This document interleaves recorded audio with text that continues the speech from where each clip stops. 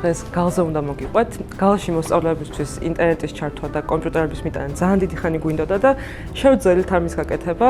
დღეს უკვე მე-8 ნაკადს ხვდებით მოსწავლეების და ჯამში გამოდის, რომ 127 ბავშვამდე მივიტანეთ უკვე ინტერნეტი და კომპიუტერი. ეს ვიდეო ზუსტად ამაზე იქნება და ეხლა ბავშვებს უნდა შევხვდეთ, იმიტომ რომ უკვე კიბეზე ამოდიან და წუთი-წუთზე აქ იქნებიან.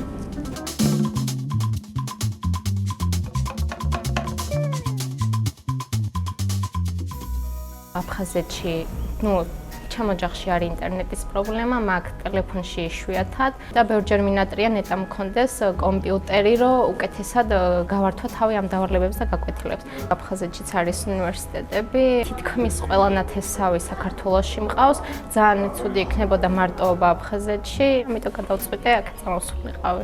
ვიყავი პატარა, როდესაც ინტერნეტით ვისწავლე კულინარია. ძალიან მომეწონათ, შევყვევი და ასევე წიგნების კითხვა მიყვარს ძალიან და რომ გავიგერო საბაზე, უფასო ისინი იქნება ძალიან გამიხარდა. გამოცდების garaშე გვაქვს ჩაბარების პრობლემა, მაგრამ მე მინდა რომ თავი გამოცადო. ლეპტოპი რო არ მქონდა, ონლაინებს ვერ ვასწრებოდი ტელეფონიდან, თან ტელეფონიც გაფუჭებული მქონდა და ამიტომ ყველა რო ნოუთბუქით იყო, რაღაც მაინც დისკომფორტი იყო, როცა შენ ტელეფონიდან ხარ და ბევრჯერ არ ვესწრებოდი ხოლმე. სახში ლეპტოპს ან ალბათ ფილმს რომ უფრო კარგად ვისწავლო ინგლისური, გამოვიყენებ ლეპტოპს. კარგად არ მეხერხება ქართული, ქართულშიც გამოვიყენებდი. მღერი ხაზეთში გამარჯვებულიც ვარ სიმღერის იმაზე. მინდა ჩავაბარო თბილისში, კავკასიის უნივერსიტეტში.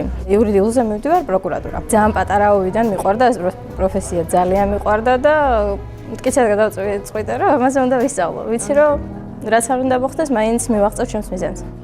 მართლა იცოდეთ, რომ ბევრი რამე აკლია იქით ახალგაზრდებს, ძალიან დახურულები არიან. ხო, თქვენ თვითონ ხედავთ, რომ ყველა ვერ საუბრობდა, ყველას აქვს სამყარო.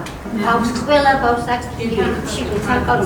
ამას ყველაფერს უნდა გახსნა, ამას ყველაფერს უნდა ხელშეწყობა, ისე რომ ნათქვამი როა გრძელისგან არაჩემი სიტყვა ეს და მიეცი ნიშს გზაფართო, ეს უნდა ჩვენს ახალგაზრდებს მართლა.